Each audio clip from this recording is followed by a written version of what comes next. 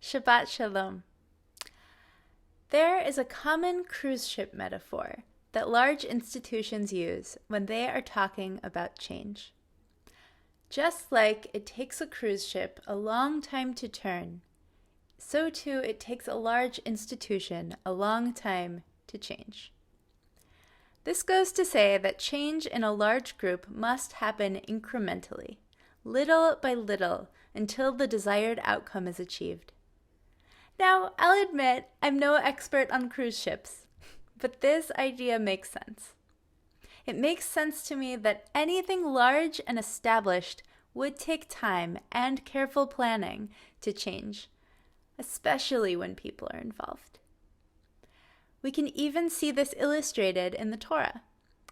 4 out of the 5 books of the Torah are dedicated to telling the story of a transition for a large group of people. The story of the Israelites' transition from slavery in Egypt to freedom in Israel. Of course, without the advantage of useful cruise ship metaphors, the Israelites and their leaders had to learn by trial and error of the challenges of trying to change too quickly. This week, when we read Parshat Ki Tisa, we find ourselves in the midst of revelation at Sinai. Not so long ago, we stood at the foot of the mountain and were bombarded by a dramatic display of sights and sounds of God's raw power. Since then, we've been receiving specific instructions for building and using the Mishkan in order to properly worship our God. From the perspective of an average Israelite, it's reasonable to see how overwhelming all this change could be. Uprooted from everything they had known, the Israelites are camped out in the wilderness. Their leader Moses has disappeared up the mountain, which was just the source of an incomprehensible display of sheer power. It is understandable that they are scared, with nothing familiar to cling to, surrounded by complete change. And so we come to the infamous incident with the golden calf. In their confusion and longing for something they understood, the Israelites asked Aaron to make them an idol, a golden calf that they could worship. Traditionally, we see the golden calf as a symbol of shame, of rebellion, of shortcomings. But what if it was a necessary part of the transition, perhaps not so gracefully executed, from a place of desperation and uncertainty? What if things were moving too fast for the people, and they needed something concrete on which to focus this new devotion they were being commanded to internalize? When the people came to Aaron asking for an idol, they wanted to use it to worship the God who brought them out of Egypt. It seems their intentions were pure. They just had a different understanding of what worship looked like.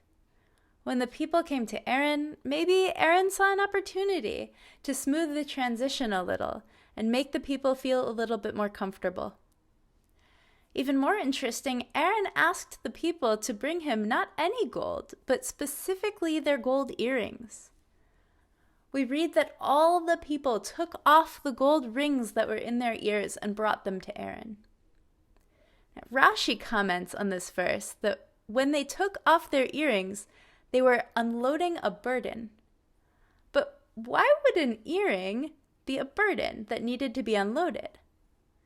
We can find some clarity with another reference to an earring, this time from Deuteronomy. When discussing the topic of freeing slaves in the 7th year, the slaves are given the option to stay on as slaves with their master if they are happy. If they decide to stay, the text says, "You shall take an awl and put it through his ear into the door, and he shall become your slave in perpetuity." So, an earring is a mark of slavery.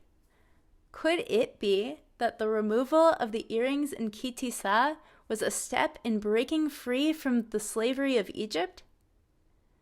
Maybe those earrings of bondage needed to come off before we could truly be ready to receive the commandments, to accept our end of the covenant, and to become the people of Israel. Change cannot happen all at once. The cruise ship must turn little by little. The people must come into their freedom little by little. There must be a journey before we reach the destination. What are the changes we'd like to see in our lives? What are our earrings holding us back? How will we move little by little as a people towards something better? We've been dealing with big problems lately, and little by little we are working to solve them, each doing our part to protect each other, to turn the cruise ship, to slow the spread of the disease. This Shabbat, as we come upon a year in the pandemic, may we find the strength and the patience to keep going even when the challenge seems too great, and to move little by little towards a change that we are working for.